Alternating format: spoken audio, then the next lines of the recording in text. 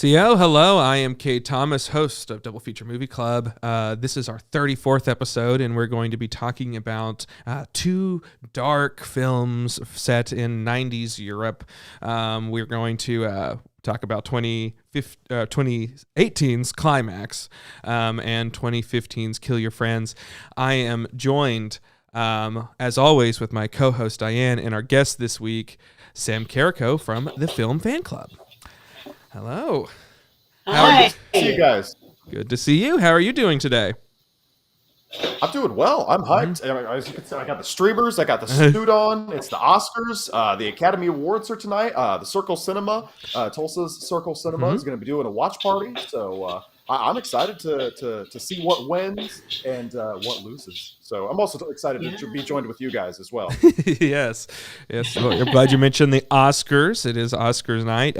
Near the end of since we are live streaming here on Sunday nights, I don't know if you listen to this as a podcast later, this will be, like we said, Oscar night. Near the tail end will be when we'll start announcing the first winners. So we will react to those live, and then we'll give next week, I guess, a more overview of what we thought. I guess we're all pulling for Everything Everywhere All at Once. I get the feeling, right? Yes. Although Tar was, I think I didn't talk about it enough on my show, but I thought Tar was also really good. So if that happens to win, I wouldn't be too upset. Happens to win best thing or Best Picture. Yeah, it's Tar is nominated for Best Picture, so if that wins, I wouldn't be surprised. Although there, Dark Horse. All Quiet on the Western Front. Just in case that, I've heard some things that could be a dark horse. So those are my top three predictions. But yeah, Everything Everywhere is the front runner. Okay. Yes, I really like the movie. I haven't seen Tar. I wanted to see Tar, but didn't get the chance to. But yeah, and I love Cate Blanchett. So yeah. Well, cool. Yeah, everything that I've been reading is, has Everything Everywhere All at Once. Kind of like leading the pack, with Tar coming in second. But another dark horse that people have been talking about is the Tom Cruise movie. Do you think that's good? I would see what, like, the people say Fabelmans could weirdly win, right? That's the other one, the best picture, just because of the love of cinema. Yeah, and it's a Steven Spielberg movie. So a lot of people were saying this is kind of like Steven Spielberg's like magnum opus, so it's kind of like his biggest, and they kind of give a lifetime achievement award or something if he gets it. I thought Fabelmans was fine. We talked about it. Kate, you and I talked about it with Jimmy Trammell from the Tulsa World on the most recent episode of my show, The Real Best Pictures of 2022. And we mentioned Top Gun. It's it could win, I guess, but Everything Everywhere I think is just so good, so it'd be nice to see that take it home. Yeah, I didn't Fabelmans. It was, I don't know. I didn't, I guess, see the hype around it. It was fine. It to me it was. I mean, it seemed to lack focus in my opinion. I mean, it was sort of stream of consciousness and like moving to one a vignette of his childhood to another, and it was just like I didn't see the sort of it wasn't streamlined as much as I would have liked it to have been, but it still was very buckled down as like a Steven Spielberg movie is. Like it has like the sure-handedness of that, but narratively speaking it was off the rails, I felt like. So it was these two conflicting things of a very sure-handed directedness, but a script that was meandering, I thought. But oh well, each part was fine, but I don't know. Also, I had a very odd theater experience, and I think I've talked about that to a few people. Can you give me the short version? What was your theater experience like? Because I think I might have liked Fabelmans a little bit more than you, so I'm curious to see what. My theater experience was particularly awful because I was in an empty theater. I got tickets to AMC, and there was two people. Wait, I always almost sit in the back all the way to the top, and there were two people that were all the way down there, and so I got it, and it was fine being a relatively empty theater. And then a guy came up and sit right next to me in a totally empty theater, and having to deal with that was like, why out of every place to go, and why is he sitting next to me? And did he, I had bought a ticket last minute, and so there wasn't anybody there. So I'm like, but he came up like 2 minutes after the movie started, and I would have moved if he had been there already, but he didn't. It was too late. That's hilarious. So, yeah. Did you say anything to him the whole time? Or the movie had started the entire time. It was a particularly awkward experience, and I don't hilarious. know. And I'm like, why would he do this? Why on earth would he do this? And it was in my head constantly throughout the entire movie. But then he leaves with 10 minutes left in the movie. So I don't know if he just snuck in there. I don't know. It was so. He was waiting for you to make a move. That's hilarious. Well, he was a big burly, like he had a big beard. He was like a Joe Rogan lover. He was that was on top of it, this sort of thing. And I don't know. I don't know what the whole thing was, and I was disturbed the whole time. That was in the back of my head the entire movie. Well, a theater experience can really make or break a movie. Yeah. Like I tried to see, true. I think it was Megan, and the first time I tried to see it, there was some kid like screaming, or not screaming, but just like flailing around and making all sorts of noises. I had to leave, and luckily I'm an AMC, like member, so I could just, I pay monthly, so it wasn't really that big of a deal. Which I could have done too, I guess. Yeah. I could have left, but I also, I had popcorn. I guess I could. I don't know. You don't want to ruin your whole theater. You don't want to just give up. But I've gotten so quick with that. I'm like, if I'm not going to enjoy it, I'm not going to spend an hour and a half doing this. So I'm like, all right, I'm going to leave. Yeah. Yeah. No, so but so I think that played into it, and then afterwards I'm like, oh, this whole John Ford scene is the best scene of the movie, but it was also the only scene I didn't have this guy sitting next to me doing it. Funny. So there could be some correlation there. The caveat of me not being a huge fan of The Fabelmans is also the fact of it was not a great experience. I get where you're coming from. I still think I liked it a little bit more than you. I get where you're coming from, where as far as it being a little aimless, though. It seems a little bit like it is just, that's because it is a little bit autobiographical. Like, you can't really structure your life. So, exactly. I could see that. Life is like aimless. But at the same time, like, make it autobiographical or don't. Like, I think that there was odd things of like the decision to make some things, so it's like the fact that they rename them and all that. Like, then your cards are off. You're able to structure this however you want to. You don't have to have the family move or whatever, or do different things or whatever it needs to be. Like, it calls into question every decision that's made in the movie when you rename them, and it's not called the Spielbergs. If it's called the Spielbergs, immediately you're like, okay, this is his life.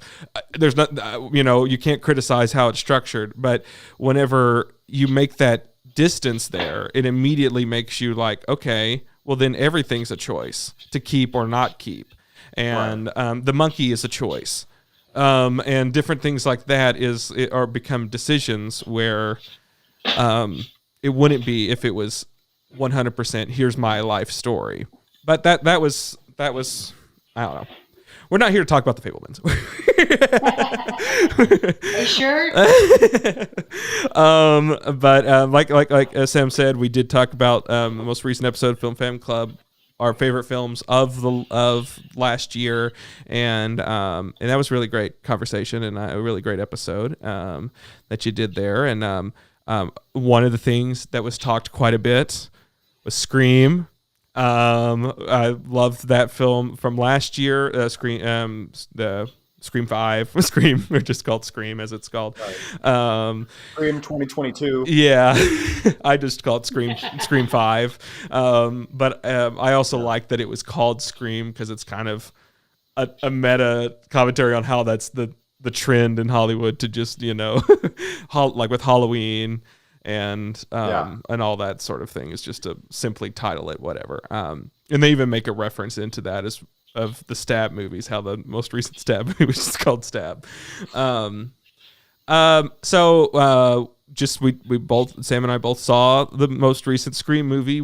I am going to be a guest on his new episode of the where we're going to talk Scream at length. So that's going to be fun. So that saves Diane some time. So I'm sure that.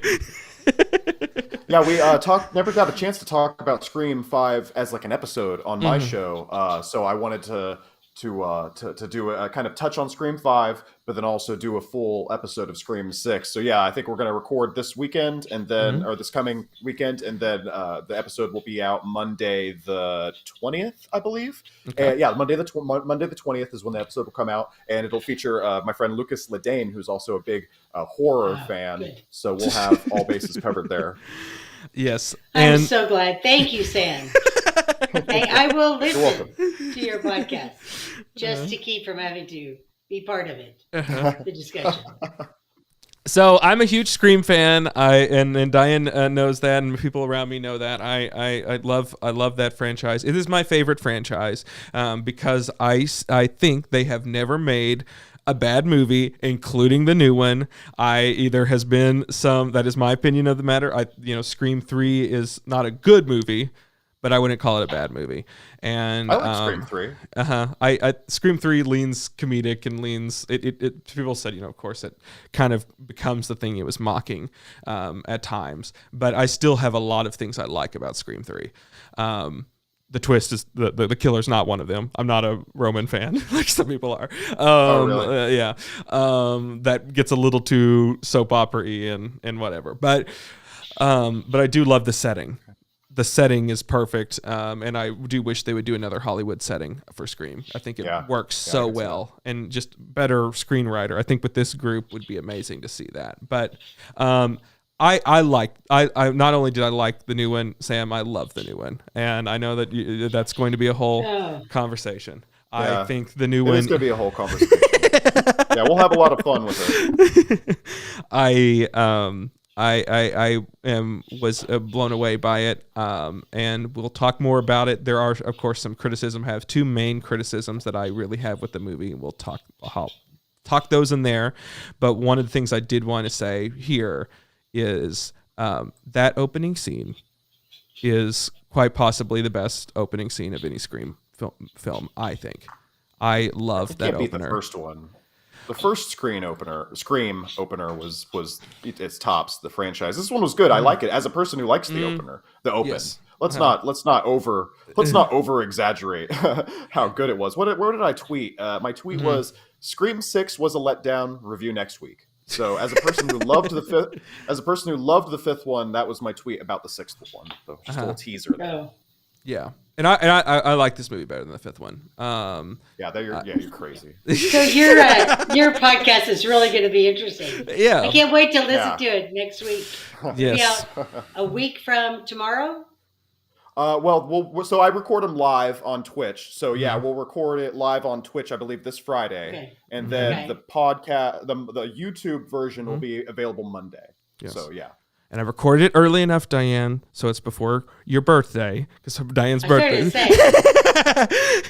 I see. I didn't see what That's what the my heart out was. I said, that's what because it's. That's right, because okay, that's fair.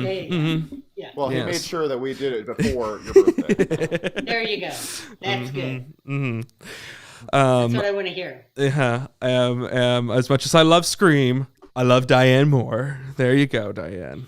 Or I know that. Oh, great! Thank you. Well, great. We're not here to the '90s horror franchise.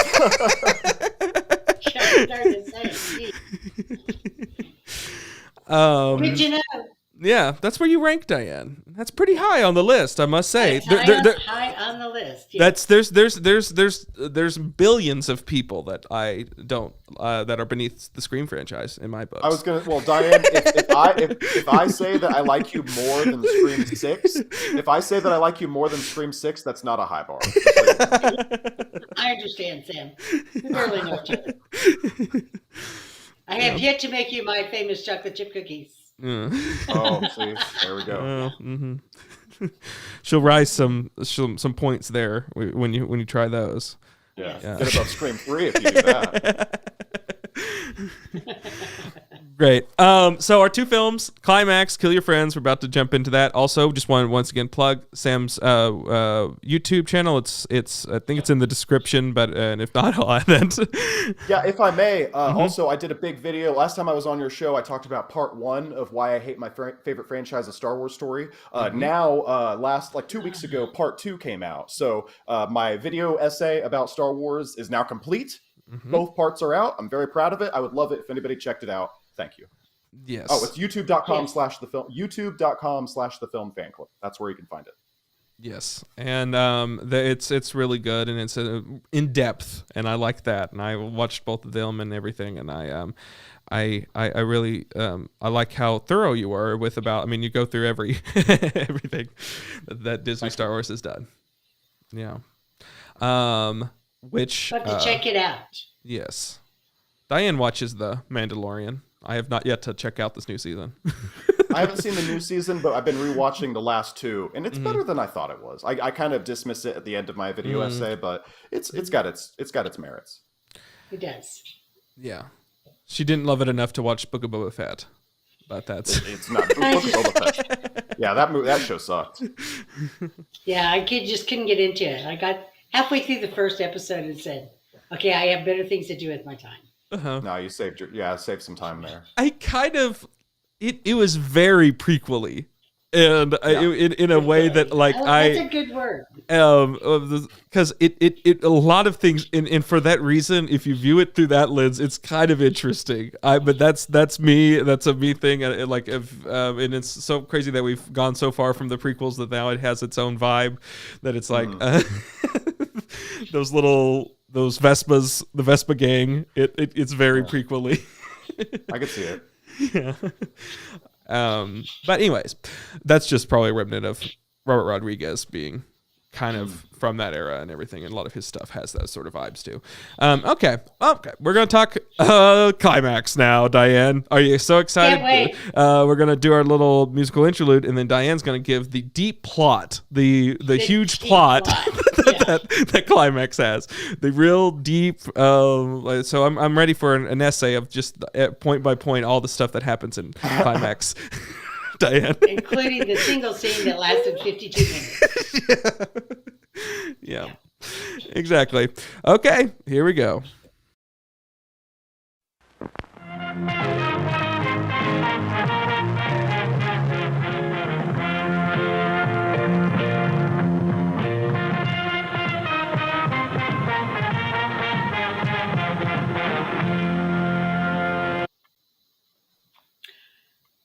Climax is a 2018 psychological horror film directed, written, and co-edited by Gaspar Noé. The film features an ensemble cast of 24 actors, or at least 22 actors and 22 dancers. It's about a French dance troupe who has held a days-long rehearsal in an abandoned school. And the film opens with their rehearsal of their big finale dance. So they've wrapped up the rehearsal and they've begun a night of partying when someone spikes the sangria punch with LSD. And now the film suddenly becomes a just say no to drugs feature. Anyway, that's the story of Climax. So, guys, what did you think? Sam, what did you think of this movie, being a film guy? Being a film guy, this was one of the, I have to be careful with how I word this, worst movie-going experiences I've perhaps ever had. This was not a bad movie, because bad implies not well made. I think what they set out to do was achieved. I did not enjoy what they set out to do at all. This movie was The actors are doing a great job, considering I think they didn't have a script for a lot of it. Like it was just kind of, no script. Here's what I want you to achieve in the scene. Go try and achieve it through improv. I love that aspect. Like you said, 50-minute long take. Love that. The technical expertise that's on display is amazing. All of it is in service to one of the most grotesque, disheartening stories I've ever seen. I did not enjoy this film at all. What did you guys think? Go ahead, Cade. You're on mute. Oh no. Okay. Here we go. I love this film. Of course you do. Was it the girl peeing on concrete? Was that the part? No. I just think it's interesting we had two movies with urination. Yeah. Well, it's a bodily function, Diane. It certainly is. Everybody does it. Everyone does it. Not on concrete, but they do it somewhere. Yeah, and it should be on film because of that. Because it happens, and it should be put in front of an audience. No, it's grotesque. It's awful. I'm not endorsing the things that are in the film, but altogether, like I said, they set out to do what they did, and they achieved it. And I'll tell you truthfully, in this season that we've had, I've been struggling with, I don't know if my attention's been getting worse or if it's just these films that we've been watching, but I have not, a lot of them have not been able to get my attention and hold it for an extended amount of time. And this one, I could not take my eyes off of the screen. And I bet not. Because it was... It grabbed your attention in a way that was captivating and interesting, and even though there was nothing of substance that it was talking about or about anything or to any sort of thematic purpose, there was nothing there in that sense. It was an experience. And I love films that are an experience, and this film was something that was like I'm there, and it was enthralling. I kind of thought you would enjoy especially the part where the screaming, crying child dies. I really thought you would enjoy that part. Yeah, the child dies horribly, and the mom it's off screen. It's in your head. It's not off screen entirely, is it? I mean, because we see the moment it happens, the light goes out, right? And they say, this kid has just died. Yeah, we don't get to see his hair stand on end or anything like that. We don't see true. it. Yeah. Although you would have probably enjoyed that too. Well, let's not psychoanalyze why I enjoyed this film. But I thought it was when I was reading about this, an interview with the director, is what he basically did is said he brought these 24 people together. He let them choose who they were going to do what with. Let them decide what they were going to do with them. And that became his film. So the two characters that were playing brother and sister decided they were going to have sex as brother and sister. And as, I thought that was an interesting option for those particular Does that mean characters. Good though? Like, yeah, it's interesting. Like, oh, that guy stabbed his family to death. That's interesting. I don't know if I want to see it. I don't know if I want to see it. Yeah. No, I get that perspective. And the reaction to taking LSD that I personally thought was hilarious. Because really, talk about overacting. It was kind of like, come on, people. Yeah. This is not actually what happens when people take LSD. Mm-hmm. Yeah. You would not lock your child in the electrical closet where he could be electrocuted. Yeah, you would not do that. Sorry. That was unsettling. Then returning to that over and over again Mm-hmm. We've already talked about the two things I hate most about the movie is the incest and then the child death. But not necessarily because I'm fine with Game of Thrones. Game of Thrones is fine, but this movie is such a visceral. I talk about how it achieves what it wants to do. It wants to put you there. It wants to feel claustrophobic. It wants you to feel in the mindset of these people. I watched this at the end of the night, one of the past noon.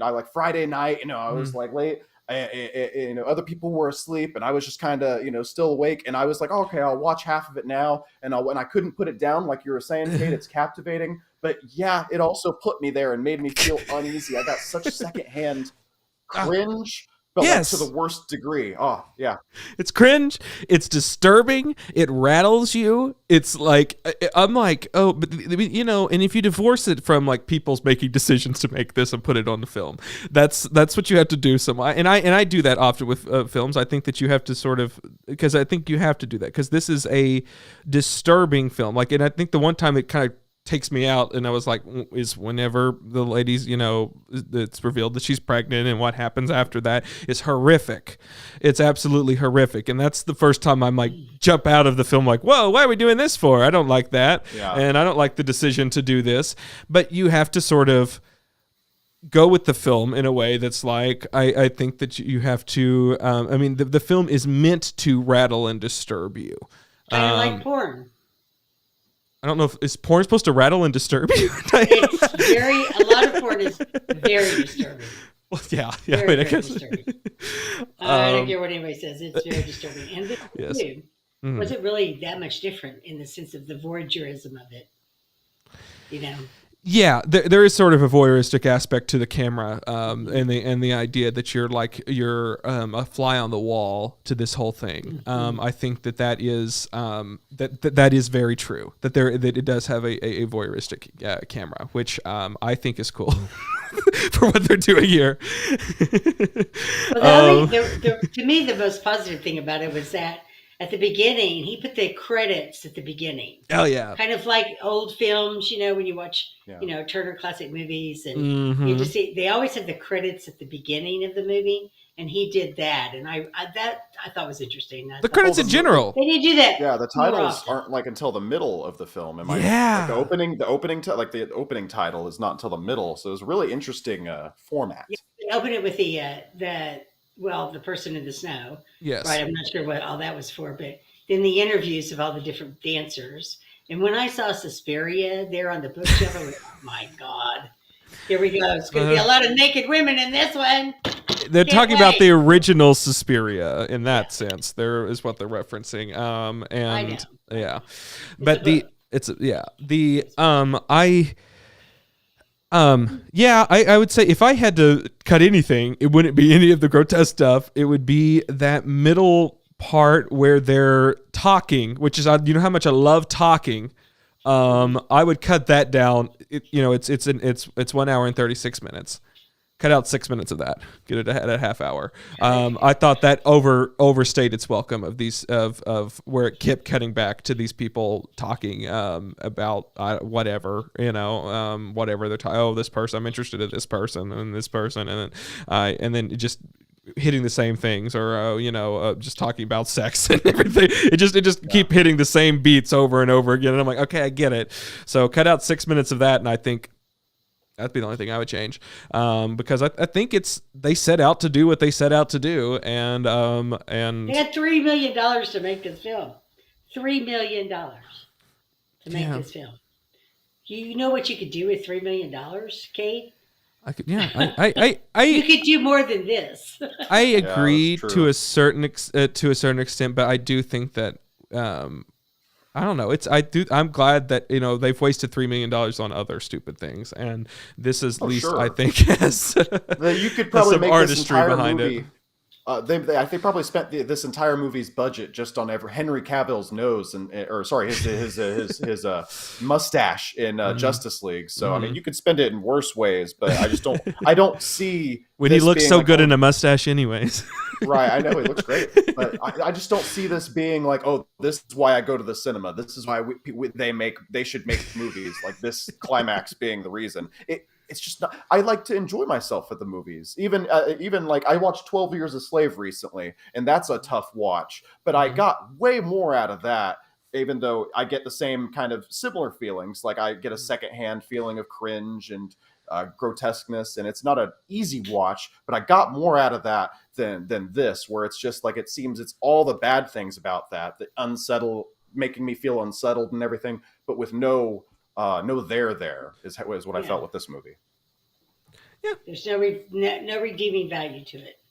You're not going to learn anything from this movie. Well made. You're not going to learn this is what happens when you're on LSD or on drugs. But Nancy Reagan would have loved it. Just say no.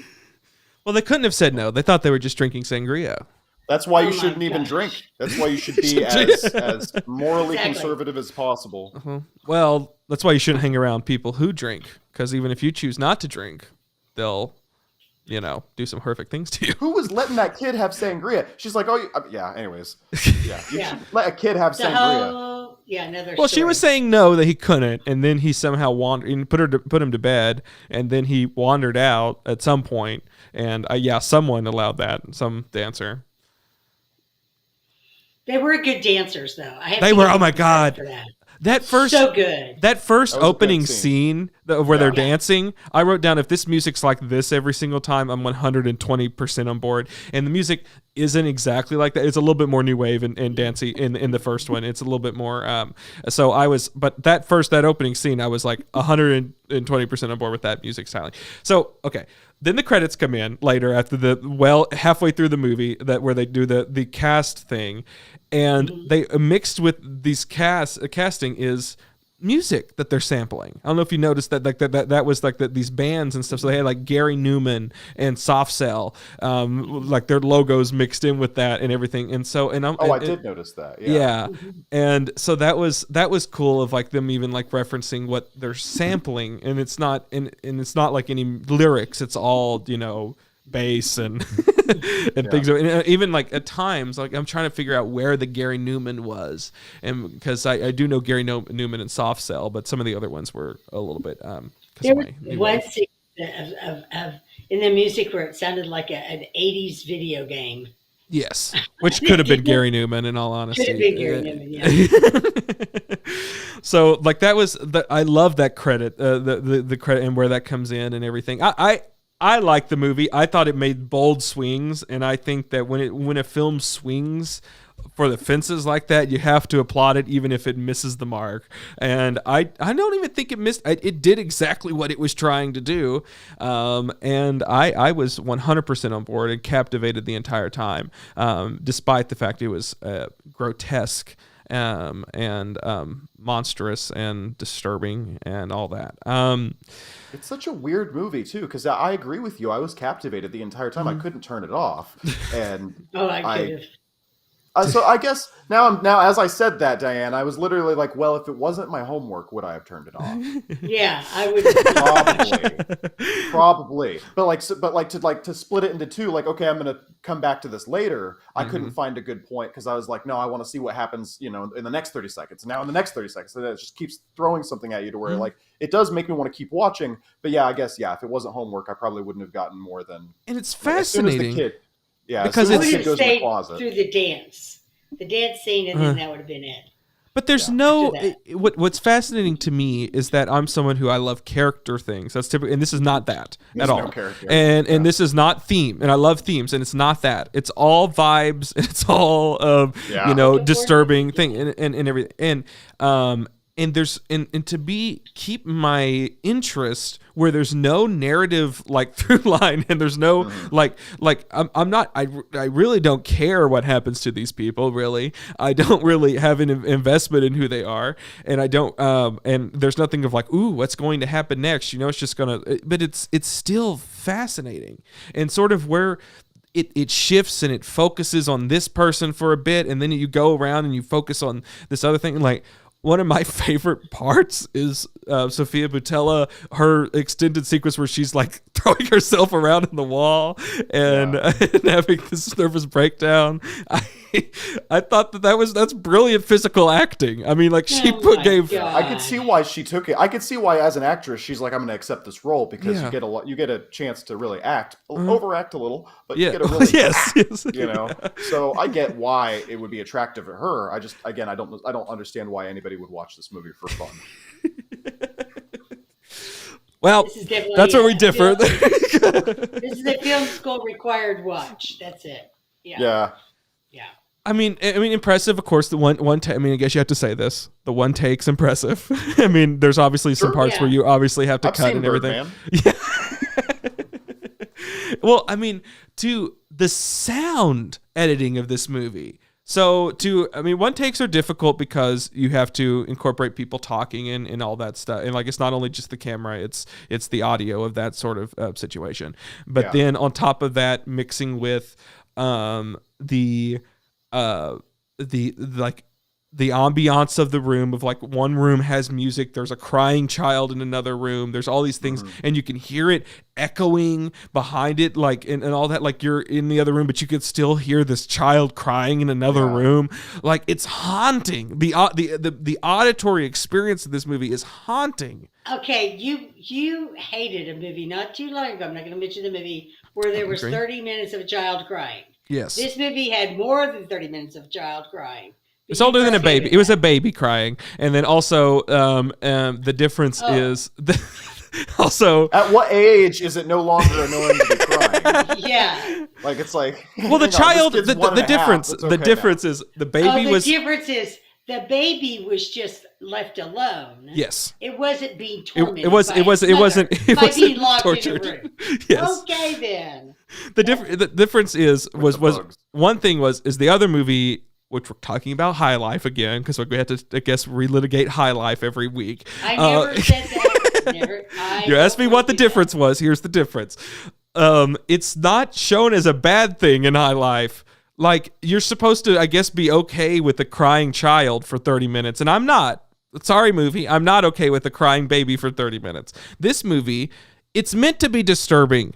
That's the whole point of the movie, is that this noise is unsettling, and it's unnerving, and it's a child in duress, and it is a visceral feeling. It was alone, and they had the only other person on the spaceship was outside. So it was like, it was. He was taking care of it. Like it was crying throughout every experience. We're not talking about High Life again. You keep trying to. No, I don't want to talk about it anymore. You don't want to talk about it anymore? Well, then let's not. I knew you would love that child being tortured like that. I had a feeling you'd like that. There was lots of part I was like, Cade loved this. Cade loved this Jesus part. Christ. I know Cade loved this part. Sorry, Sam, you had to be here for us working through some I can hear it from your mouth. You told me you like it too, so don't worry. I heard it straight from the horse's mouth. I know. I mean, this is I know Cade so well that I now know, that there were parts that you weren't going to like. I knew that too. Yeah. So, yeah. Yeah. See, at the end where they have the police come in and they have everything upside down, I always hate when they do that.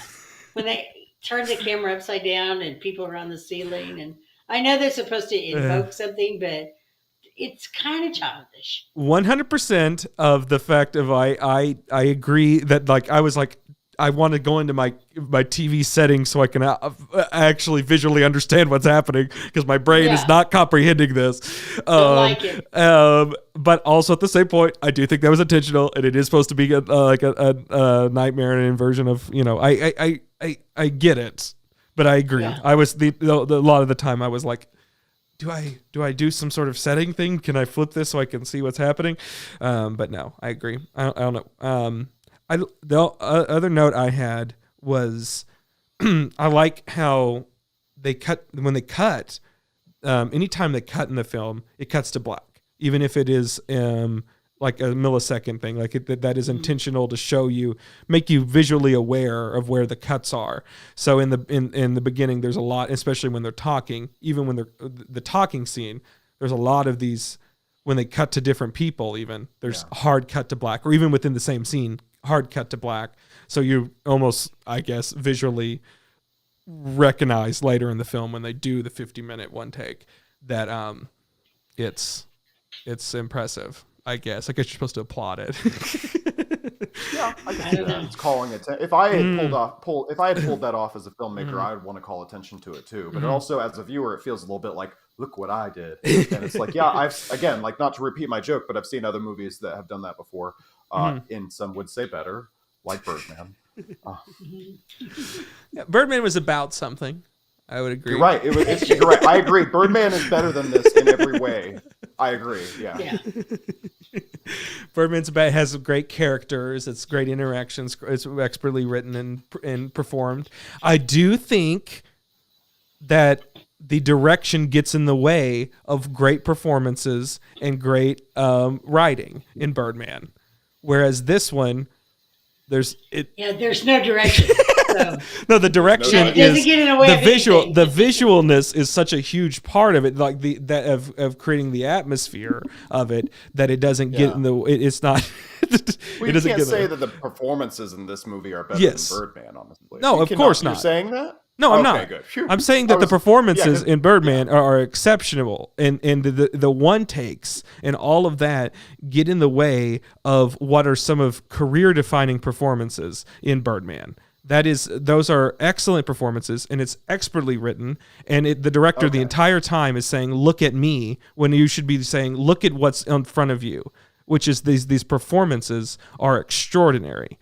And if the director wasn't so flashy about how he directed that, maybe Keaton would have won. That's what I'm saying. I think this is a little ironic because we started this segment of the conversation by you talking about enjoying how flashy the director was for this movie with the black screens. So now you're accusing Birdman of doing something that you like. Because when there's only a few things people can take in a film, and the performances should have been the thing in Birdman, whereas in this movie, the direction is the spotlight. The direction is is what is being the vibes and the feeling that is evoking is what is on display here, and that and rightfully so, because this film is the feeling is what's important, not singling out an Oscar-worthy performance like Birdman should have been doing, and not trying to sell a vibe, which that's not the point of Birdman. It shouldn't have been the point of Birdman. Birdman is like the whole package, though. Yeah, it's got good performances, but it also has the ambiance and the direction and the cinematography and the great script. And it's like, whereas this is like, anyways, I did not enjoy this film. So, can we rank these now, or can we review our Okay. Anyone have any other notes at all about this? Did you have anything else, Sam? Oh, I'm going to think of something, I'm sure, as soon as we wrap up. Sofia Boutella, I first saw her in Kingsman, so it was I was excited to see her in this and get a chance to actually act instead of be a comic book character. So so props for that, and I continue to watch her career with interest. Oh, but she's so this ain't it, Chief, as the kids say, is what I would say. Yeah, I'm always interested to see her starring in a thing, and so I was expecting a little bit more of that. I mean, she's the one actor, and they certainly put the camera on her quite a bit. But yeah, I was hoping for a little bit more there, but I did absolutely love that 10-minute scene of her throwing herself against walls and everything. That was a performance choice, similar to a Mandy whenever. Nicolas Cage did his whole acting thing in that. Yeah, I liked her in like Atomic Blonde. There's a few things. I never watched The Mummy. So. I did see The Mummy, actually. That was pretty bad, but I was going to recommend, I'm glad you brought that up, because if any of your viewers want to see a good Sofia Boutella movie, obviously watch Kingsman, but also I would recommend Atomic Blonde. That was really good. I love Atomic Blonde a lot. I mean, there's some weird, like the twist doesn't work, but but at the same time, the vibes, that to me is the best vibe movie because it's set in 80s Berlin and it's a lot of new wave. The soundtrack in Atomic Blonde's amazing. The only other note, I mean, Vice Studios produced this. That's interesting. That's interesting. That's an interesting thing. And then also, as always, because we watch a lot of A24 movies on here, A24 should have a sound on their logo. That's always make that note. They should have some sort of iconic sound because it's always weird that it's in silence. In my opinion, I like the silence actually because I don't like I don't like overly flashy. And I'm not saying opening. a lot. Like Yeah. it has it's obviously it has like a film grain on it. Add a film crackle to it. That's okay. It doesn't have to be like I was thinking of like a DreamWorks or something like a Disney opening, like something very flashy. Okay, I just a little film crackle, a little flare would be good. Yeah. Or like a synth note or something. I don't know, something that kind of gives it I think simple is good, but complete silence is not a choice, I think. But they have continued to do that. Diane, did you have any other notes before, and then you can jump into your... Okay. Well, Diane, would you recommend this movie, and what would you rate it? I would not recommend this movie. I wouldn't even have recommended this movie to you. Okay. So I'm glad you got to see it for your own benefit, but I would not recommend this movie, and I give it a lightning bolt. Lightning bolt. Yeah, just for the kid that got fried. Oh, okay. Did not get that until then. Okay. Yeah. Yeah. He did get fun fact he got fried. Fun fact, the emoji is not called lightning, it's called high voltage. So actually works. Even really better. Even better. Wow. Perfect. Yeah. High voltage. I was struggling with that too. I thought about the fire extinguisher for the girl's hair caught on fire, Yeah. Yes, that's right. She did catch on fire, which nothing. And then that happened, and then we don't see her again, do we? And then until the very end, and she's like, the very end. Yeah. So I was like always wondering what happened to the lady with her. I thought she died. I thought she died too. She just died. Yeah. Mm-hmm. She probably did after the movie was over. Mm-hmm. Yeah. Sorry, my camera's dead, so I'm gonna replace that. It's gonna go away in a second. Okay, I'll talk into then I'll throw to you. So I highly recommend this movie. No, you don't. Come on. You really don't want your people who like you to watch this movie, do you really? As long as it doesn't mean anything about me, I highly recommend this movie. I like this movie, Diane. I'm glad you like it, but would you recommend it? I think like if that sounds like something that you're interested in, what we've described, which we've spoiled a lot of stuff for you, I honestly would, because I could not take my eyes off of the screen in a world in which. In a world in which I have everything doesn't get, I feel like I'm losing attention span by the day. I could not look away from this film, and the horror, the real life horror that I was experiencing was captivating. I think once you get to the title sequence of when the names come up and everything, I liked everything before that too. I mean, I guess we need to say it's in French. The language is in French. We never really mentioned that. So there's a lot of subtitles. So you do have to get over that hump. And I know that's a thing. There's not a lot of words. So, yeah. When they interview each dancer. Yes. And each dancer talks about what dance means to them, which I thought was interesting, Mm-hmm. But it is in French, so that's where you need your subtitles. Yes. And then like some of the titles are in French and everything. So mm-hmm. there is a few French things. I'm sorry. I know that this is a controversial film. People love it or hate it. I loved it.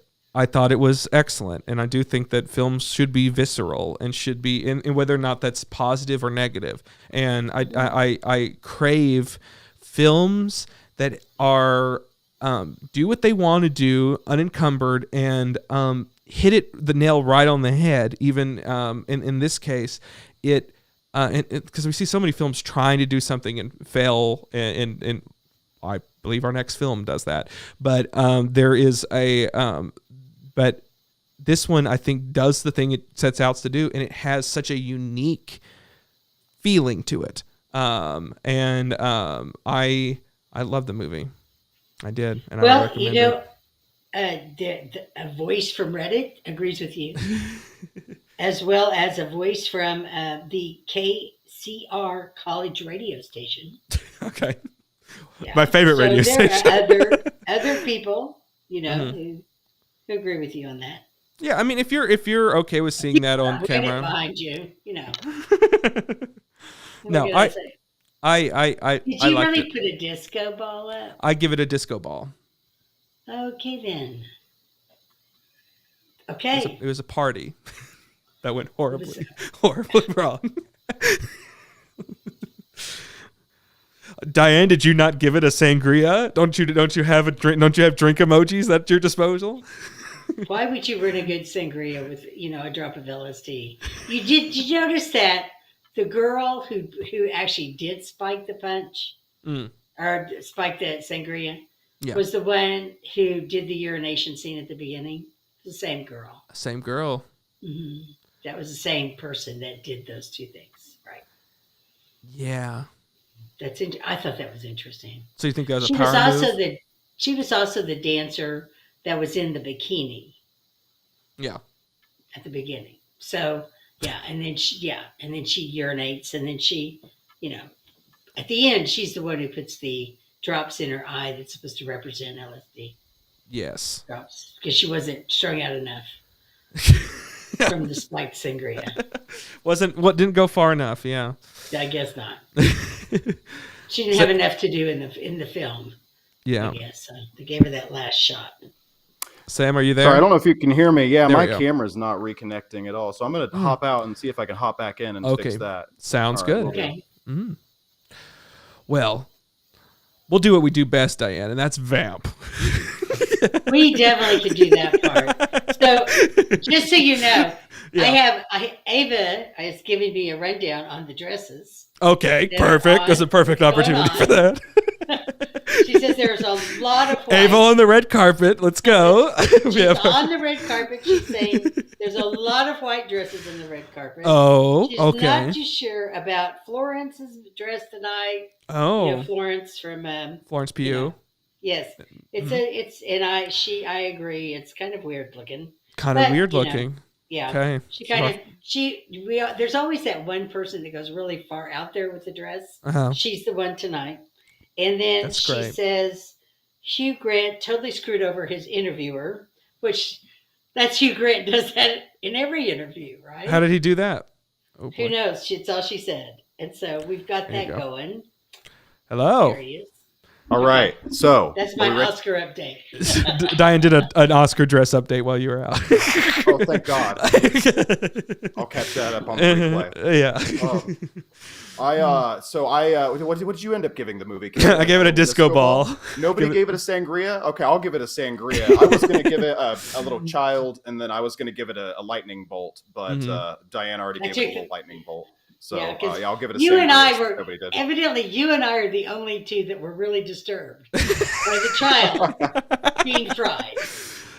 So would that be the little tropical drink emoji? Is that what we would do for sangria? Yeah, like red wine or something. Oh, red wine. Red wine. Okay. Yeah.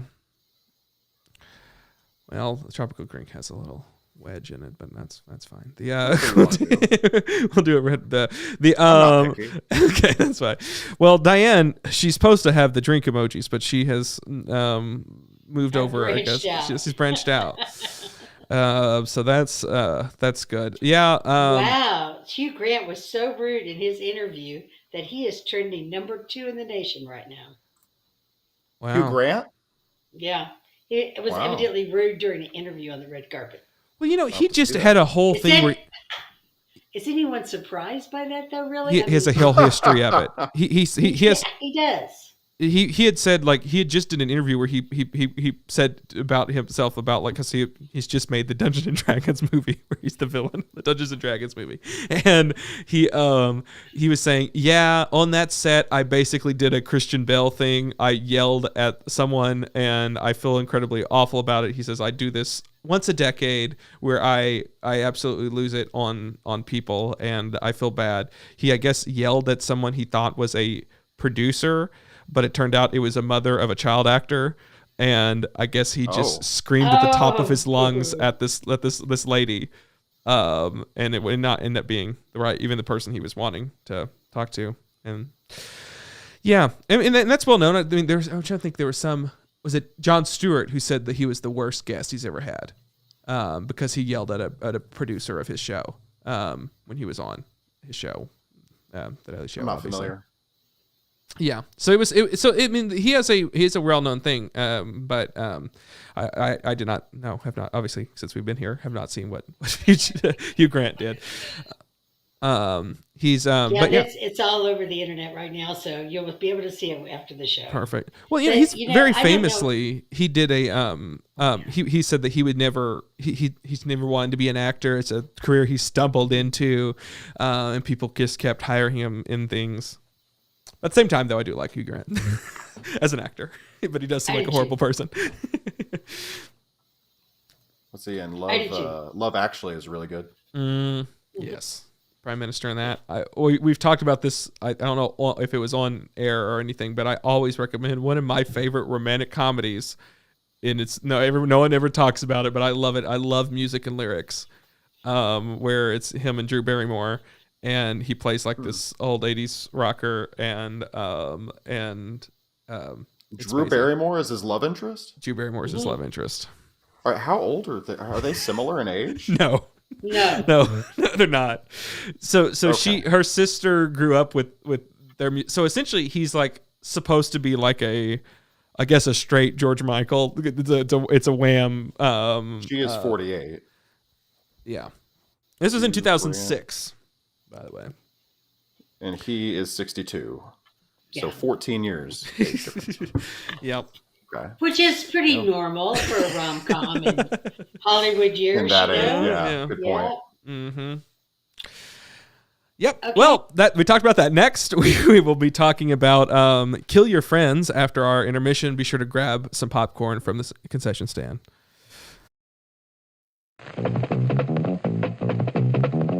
Good evening, ladies and gentlemen. It's intermission time. All these delicious treats are waiting for you at the refreshment stand. Delicious fresh popcorn, ice-cold cola, and candy you know and love. They're all ready for you now, so you won't have to miss any of the feature. Come and get them. And now, on with the show.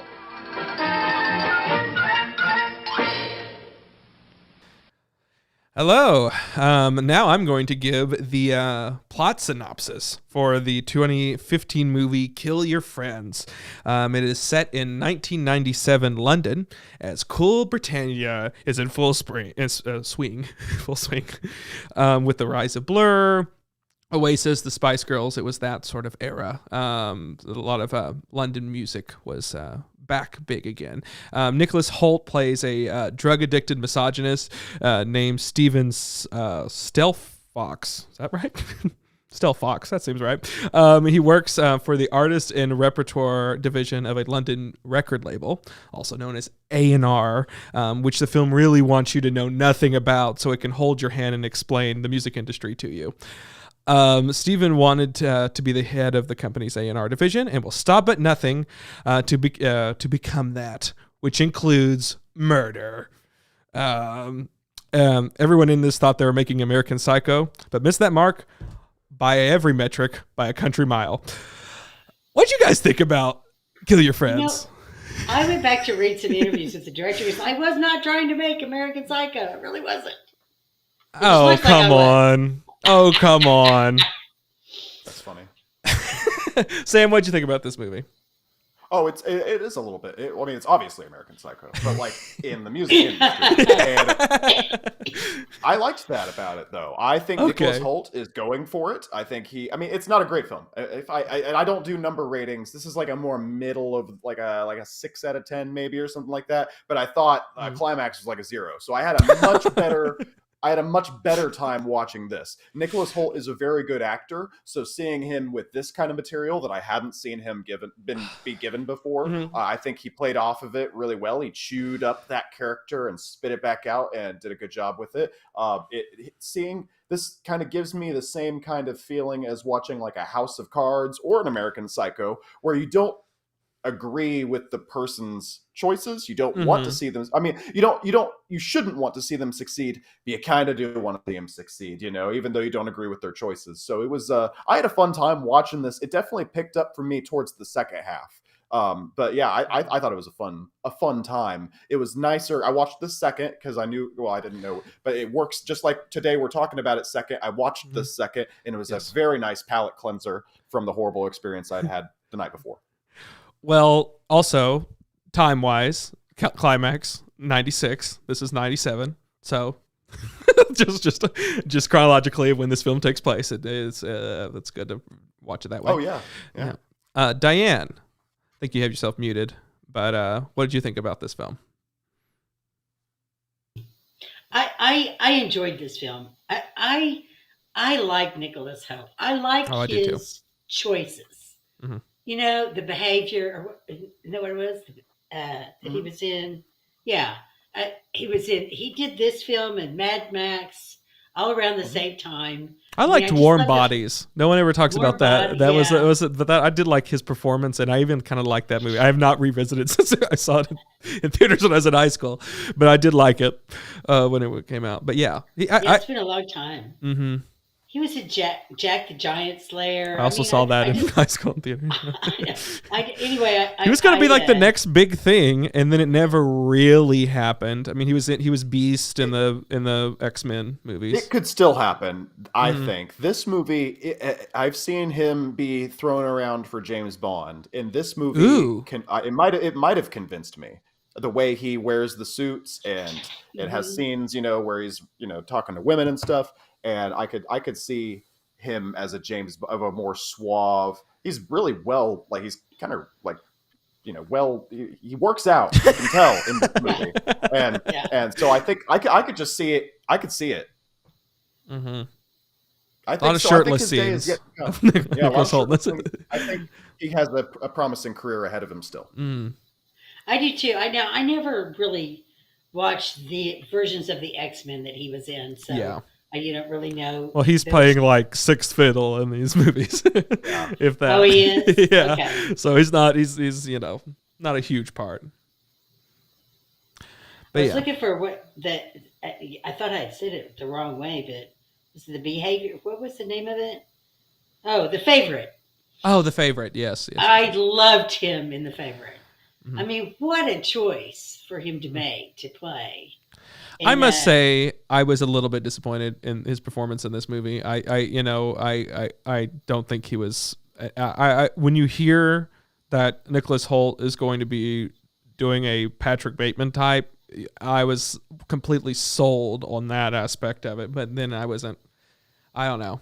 I didn't think it was. I thought he was fine in the movie. I think the narration really helps, kind of like with the Joe Goldberg and a You kind of thing, where it helps you put yourself into the mindset, so then his acting really supplements the voiceover. Or like a Christian Bale in American Psycho.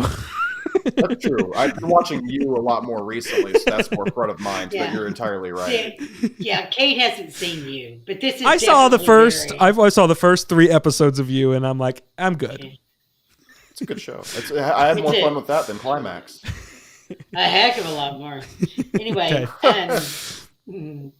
Yeah, so I think for the James Corden fans, you might want to miss out. Again, we have more urinating going on.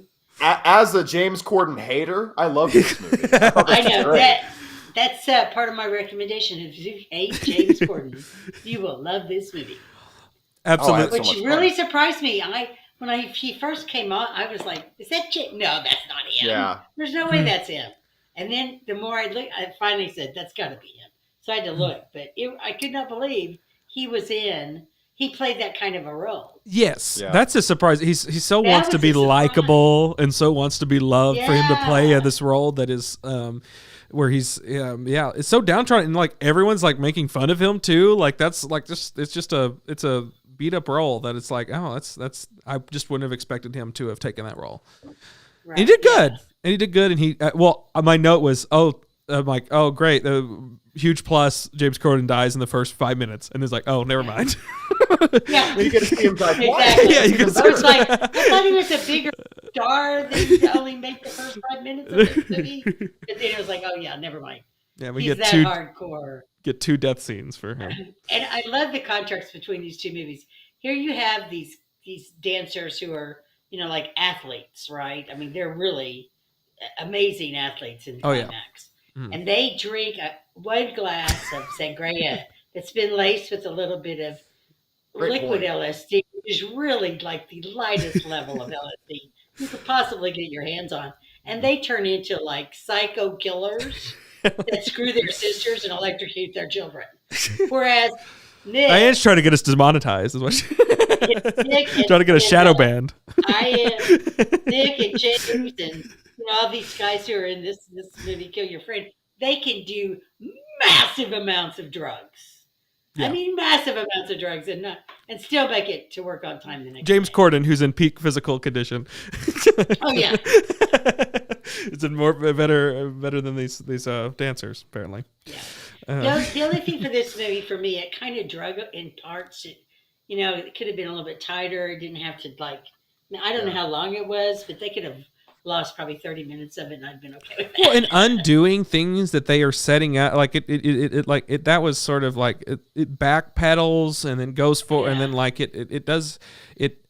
I don't know, like it particularly I think in the middle where he blows up at that lady at that dinner party, and then it's like I struggle to understand the point of why that was even in there. For him to have that downward spiral, it didn't seem to serve a narrative purpose. I guess it was supposed to be the all is lost moment or whatever, but it's the low point at the end of the second act. But it's all set on just because he just decides to blow up at this lady. And that was Rosanna Arquette, right? That in that role. Mm-hmm. And that's the only scene she's in. Yes. So was it? And that scene was a throwaway. It didn't even need to be there. So. Yeah, I mean, I guess to set up that low point, but it was an interesting choice to make that the catalyst for the low point, where I think there were several ways that you could have done that. That it seemed weird to introduce a character to then have that be the case, and I don't know. Yeah, that's the only. Yeah. Anyway, I thought this movie, so Climax obviously wanted to look disgusting looking, and it did in a beautiful way. This movie is trying to be, I guess, beautiful or at least passable, and it's the most one of the ugliest movies I've ever seen. It is visually ugly and low budget, and that's where it's just like they could try a little bit harder or do something or have better knowledge. It is just red box written all over it. It is just I just can't with how visually this movie looks. A better cinematographer could have maybe elevated it. Yes. Because I watched this on like one of those free websites. I watched it on like Plex.com with commercials. And we watch it on Tubi around here. So you've walked into a Tubi podcast. Well, it felt like it should be on one of those sites. Yes. So it makes sense that it would feel cheap because it just felt like it should be there. So I think a better cinematographer would have maybe elevated this material. Direct to DVD is what they used to call these, right? Yeah. Yes. These kind of movies. I'm not even sure it was distributed in the United States. When I went and looked at I was trying to find out what their budget was for it. I never did, because I have a feeling it was less than $3 million. Or they misused it, or they put it all into whatever James Corden says. Salary. Oh my God. They had to do all those shots in New York City too, and they had a lot of different, production costs, I bet, associated with this. Well, they had to go around to different. And his clothes. Yes. I don't know. I felt like there was a lot. It was interesting to be like only James, like in a thing filled with a lot of character work, like a lot of like the interesting characters, written wise. That James, you get James Corden to sign on and Nicholas Holt's leading it, and they don't hire these are one-off sort, like in particular, the detective role is such an interesting role for them to hire a nobody. Like that should have been like what you think of American Psycho.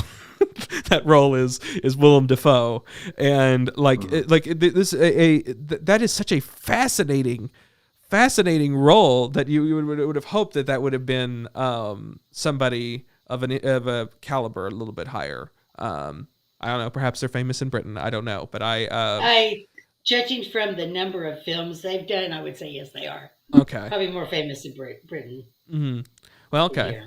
Then but I thought that was such a and I wasn't a huge fan of the performance, but I thought that was something that you could have really sunk your teeth into, a detective who is using his sway to get a record. Like, you're unclear if he actually is, if he's just genuinely like wants to do this, and like he's bad at his job and is exploring the lines of what is good and what is ethical, or he's knows this person did it and is using that in order to advance his wants to be a music career. You don't really know which way that lands, and I think that's good. And I think that also plays into the American Psycho, where you're unclear how much Willem Dafoe knows. Like that. That's obviously an intentional reference there. I don't. That's if this script didn't mention American Psycho 57 times, it definitely was whispered about as people handed the script to each other that this is obviously American Psycho. The difference is, of course, Patrick Bateman's only redeemable quality is his amazing musical taste. And then whereas in this role, Nicholas Hoult, they decided to even do away with that. He doesn't give a shit about music. Yeah. He isn't, yeah. And so that's the biggest difference there, is the one redeemable quality that Patrick Bateman has. They do away with that. Yeah. Anyways, I don't know. So you guys liked the other performances you were talking. Yeah. I liked it a lot. I think it was really good. And I was going to say the other performances weren't really stellar, but they all kind of work to kind of bring out that performance out of Nicholas Hoult. So you're talking about the side character, the cop character could have been a little bit, he could have sunk his teeth into it more. I think he did what he had to do to really kind of get that boiling point that we bring Nicholas Hoult to by the end of the film. And then seeing him one up all these people was really satisfying. So I really think it was just a great acting showcase for Nicholas Hoult. I'm a little disappointed that, or not disappointed, I'm a little surprised that you're so disappointed in his performance. Yeah, I didn't think there was anything of substance there. I thought he was, to me, it felt like he was phoning it in a bit. But I guess I'm someone who loves Nicholas Hoult and thinks he should have a absolutely massive career. Well, to be fair, I haven't seen Jack the Giant Slayer yet. So true. I think part of it. I forgot he was in that movie. I have seen that movie, but I did not really. The character itself is pretty one-dimensional. Itself, I mean, that the person. It's ambitious. The character he's playing is like not a likable person in any way, shape, or form. Well, I think he pulls that off. Patrick Bateman. There's a lot of these people who are cold and dead, sort of behind the eyes, and are ambitious. Frank Underwood is who I keep going back to. Yes, and that are conniving and want to, at all costs, they're overly ambitious. There's a lot. The overly ambitious anti-hero who will stop at nothing is a trope, and there's been. Some of our best cinematic performances have been these people. And bringing things that are. Like you're right, Frank Underwood, Tracy Flick or whatever from Election.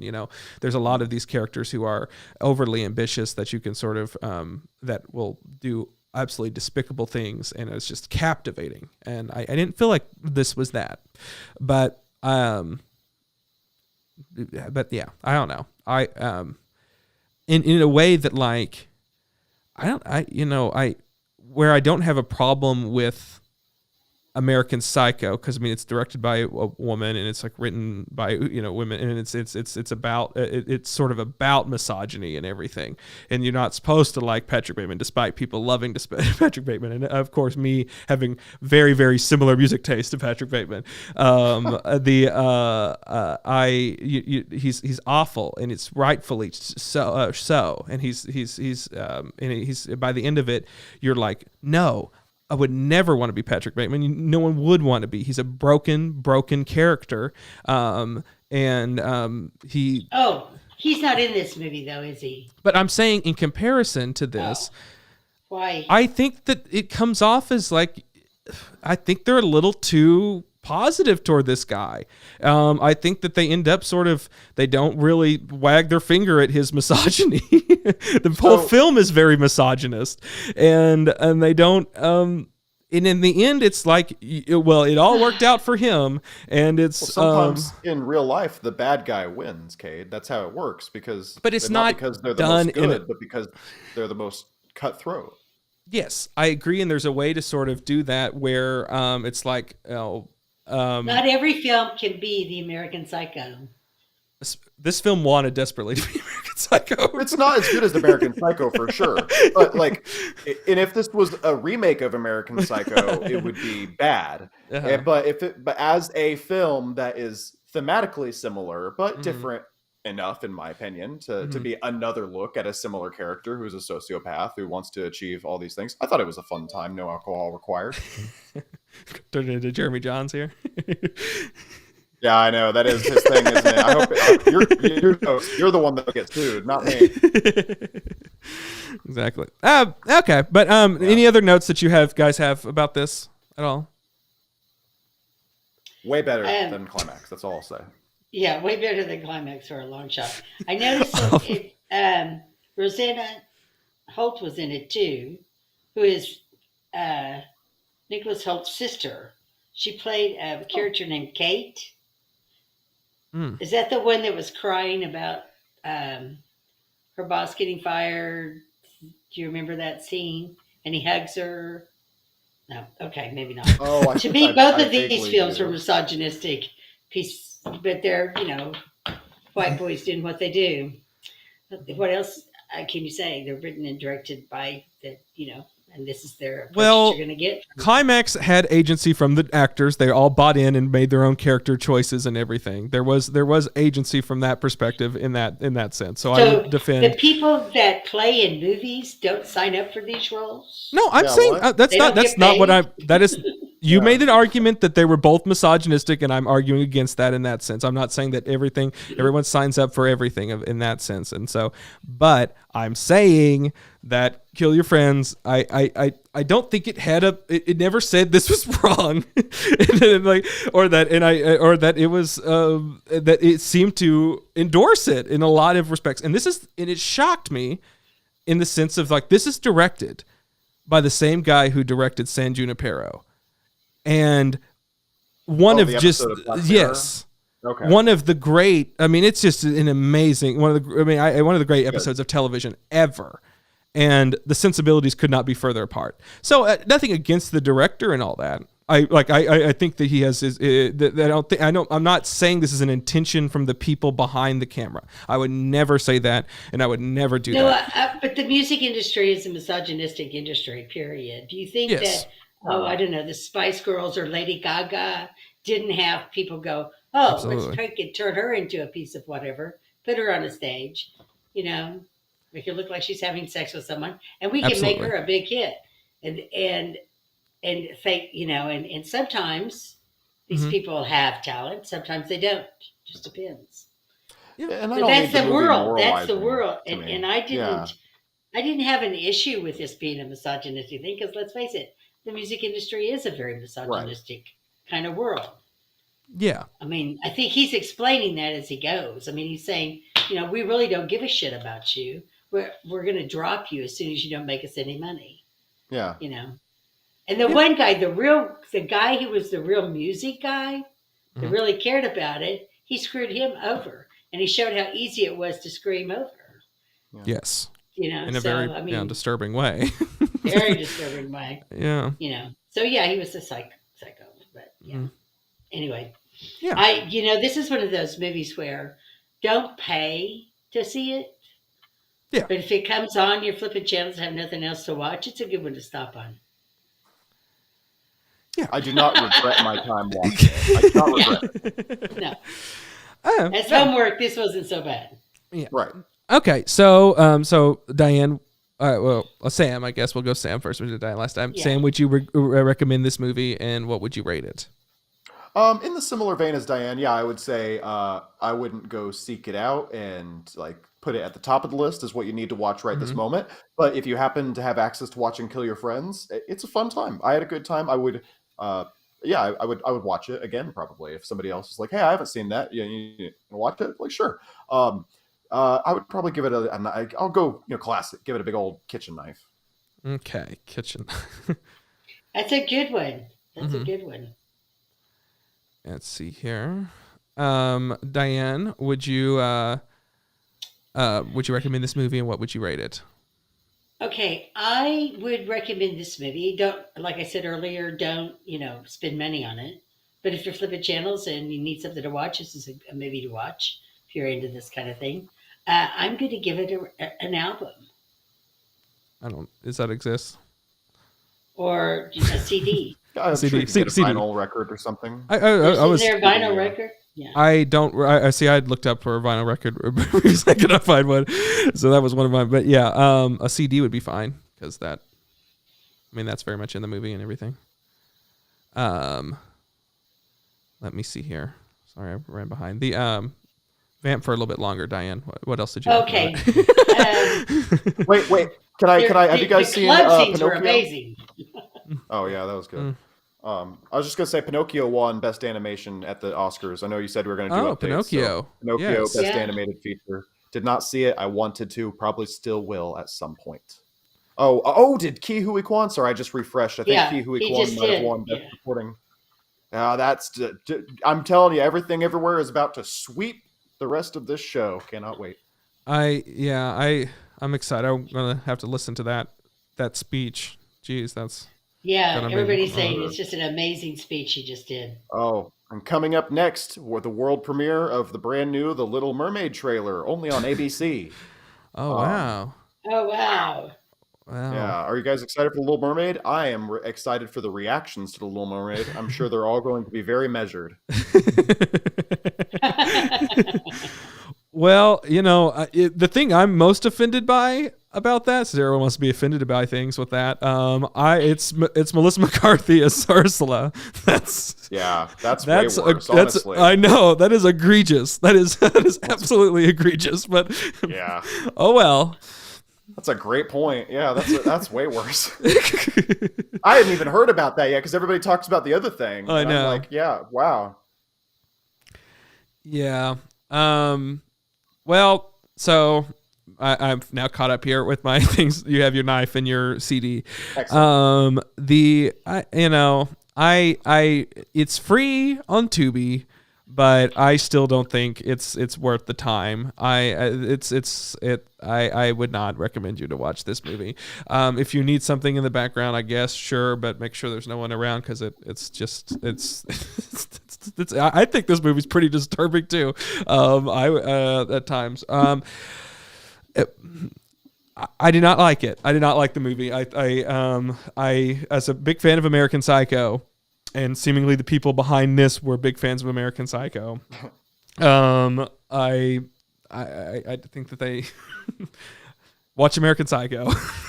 I love the idea that they haven't seen American Psycho and they go through the whole process of making this movie and somebody says, guys, have you heard of American Psycho? And they're like, what? Damn it. Or they had all seen it, but it had never been said. And then they get there and some interviewers like, so yeah, you're obviously big fans of American Psycho. And they're like, oh God, that is what we just did. Yeah. Okay, they all look at each other like, oh God, we are all big fans. And then we just now realize the Enthusiasm music plays. Yeah. Okay, so Jamie Lee Curtis just won Best Supporting. It's gonna sweep. Oh, I kind of wanted Stephanie Hsu to win. That's disappointing. Wow. Stephanie's what, 22, 23? She's gonna have a long career, but this is just the fact that she got nominated is gonna open doors for her. Yeah, that's that you're looking on the bright side, but I think she should have won. That was a great performance. Oh, believe me, after watching the Oscars all these years, I've learned a long time ago. If you got an old person who's never won, they always go for that They're person gonna win. because it's unless you're Lauren Bacall. Unless you're Lauren Bacall. That's right. Wow. Quite close. Everything Everywhere is about to sweep. Yes. Also, go watch Everything Everywhere because it's a superb, one of the best films ever made, I think. You know, I unlike this film, which I gave it a yawn. Just to finish that, I gave this movie a yawn. It was boring. Gave it a yawn. I was wondering. You left me in suspense. Let's get to our preview time, and then we'll talk about Oscar stuff. Okay. Okay. So now we're gonna head into preview time, where we preview our upcoming attractions, and we'll talk about a little bit about Oscars. And we'll talk about what we're watching next week.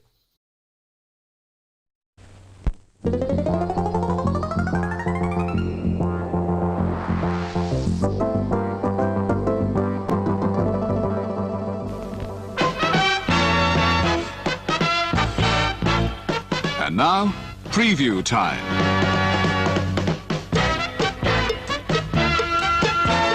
When it comes to entertainment, you can't beat a good film.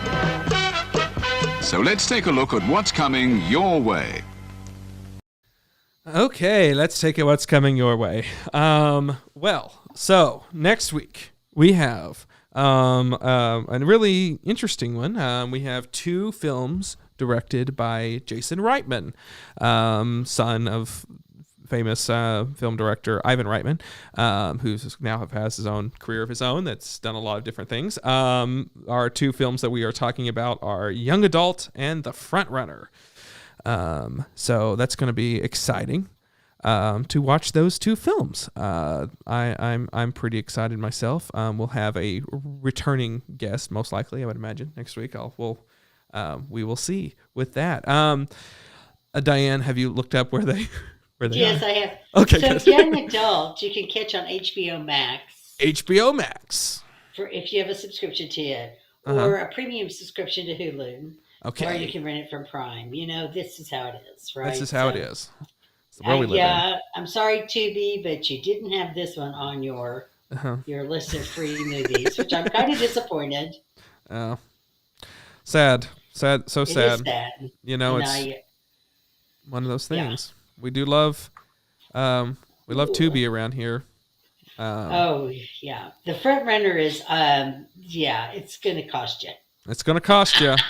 It's going to cost you, no matter where you go to buy your movies. Sam, did you ever see either one of those movies?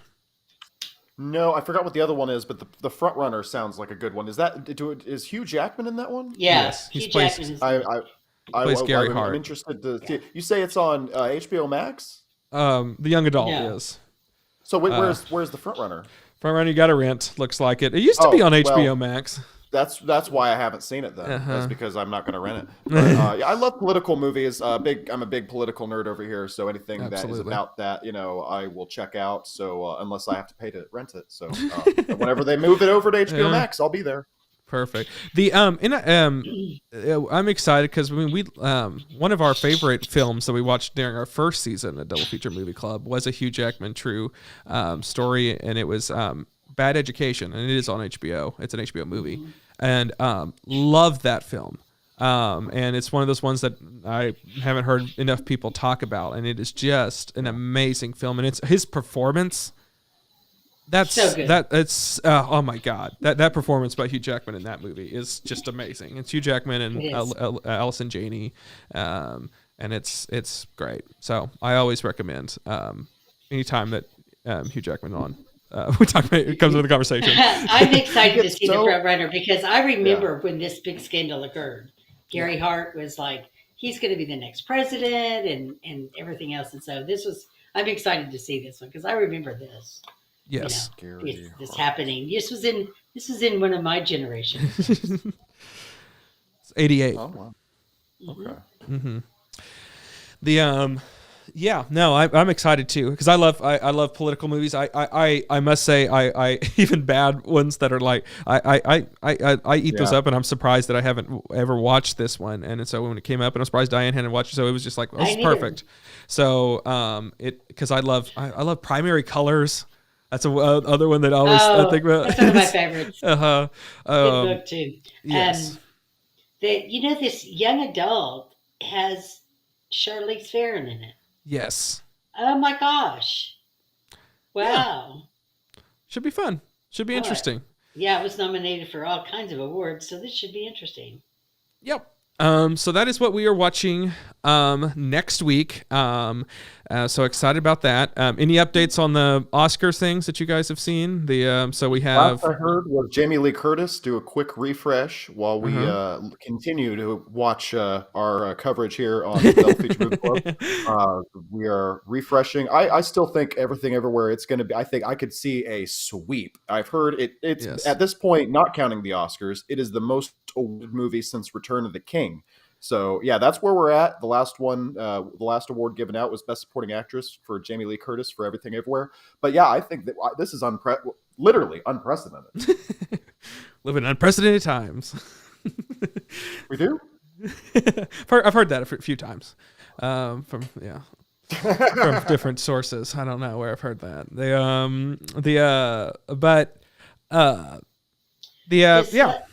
Does Lady Gaga have a song up for Top Gun Maverick? She did original song Top Gun Maverick nominated. Yeah, that's right. Rihanna's in. She's oh wow, what a dress! Yeah, she's going to be performing tonight. So, well, exciting. Oh, here it is.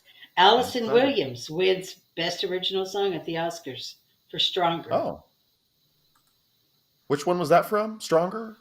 For Stronger, that's what it says. What's the movie that was in? Let's see. I'm refreshing it now. Yeah. This is riveting.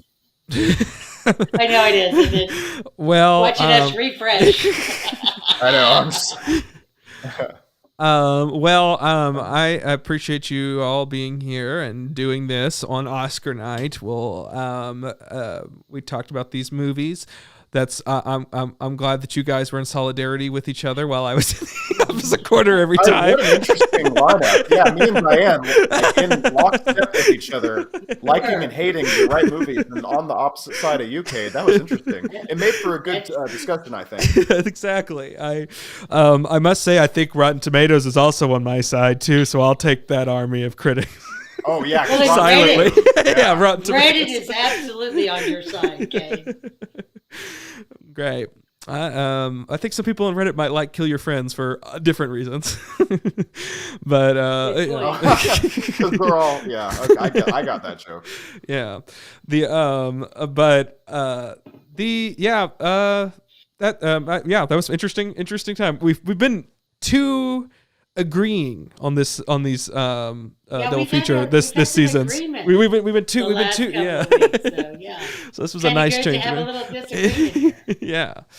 And then the vibes will continue next week on the Film Fanclub show whenever I'm sure we'll have a very riveting discussion of the new Scream film. I cannot wait to It'll be my turn, actually. I might spoil a little bit. Lucas enjoyed the film as well, so it'll be my turn. It'll be 2-on-1 and I'll be the one. So and I think I can hold myself pretty well in the debate, but we'll see. Leave that up to the viewers at home to decide. YouTube.com/The Film Fanclub. Absolutely, and you can also listen to it as podcast, correct?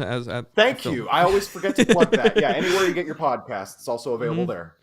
Absolutely. I love having you on, Sam. I love having and I love being on your show as well. You're a great host over there, and always feel very welcomed. And I love the conversations we have over there a lot. I appreciate that. I think you've been on a couple times before where it was just you and I, but last time we had Jimmy Trammell from the Tulsa World, and having that kind of panel discussion vibe, kind of like you have here, I really enjoyed. So I think that having that continue for the Scream discussion will be a good mix. Absolutely, and you can also check out his Star Wars video essays. Or was it the title is Why I Hate My Favorite Franchise, A Star Wars Story, Part 2 is now streaming on YouTube. I cannot wait to see that, because I have a love-hate relationship with Star Wars. There you go. Yes. See, I think you'll enjoy it. So yeah, that's on my channel now.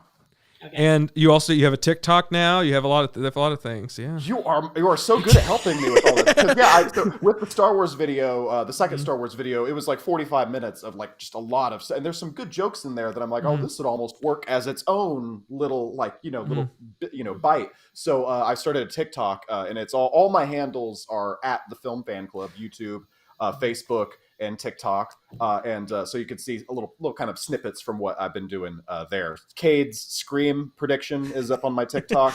I made that into its own video, and it's a little outdated if you haven't seen the movie yet, but that's part of the lore, so it'll play into our next episode when we discuss I think it's actually valuable watching if you're going to go into Scream to know, I mean, this is where the Scream community's at going into the film. So it does understand how disappointed I am. Yeah, and I was on board with that theory too, and that's why I was so.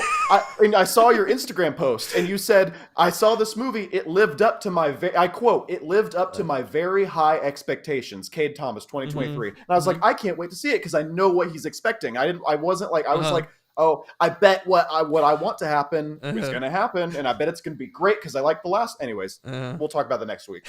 Exactly. Well, cool. You can follow Double Feature Movie Club. We have a new Instagram and Twitter at Double Feature MC. We have a lot of fun out on there. We do 60-second reviews of what the movies we have here. We talk each week, so that's also a fun way of where we have a conversation there. Those are also posted on my TikTok at the Cade Thomas as well. But yeah, we have, and Diane has a lot of fun over there on our Twitter. So check out our Twitter too. Did I put this up here right, Cade, with the Film Fan Club at the Film Fan Club? Where? Did I do that right? Under the guest chat. Oh, I didn't see a guest chat here. Click on guest chat. Yes, at the fan. Yes. You might want to put that on the screen. Okay. Yes, I can do that. I appreciate that. I appreciate the extra help. Well, you guys kind of talk. You guys fast. are like my hype people. Yeah. Talking a little fast, so it'll also be in the description of this video and in the show notes. That's a little too large. Yeah, that's how you see it. That's fine. No, make it take up the whole screen. No.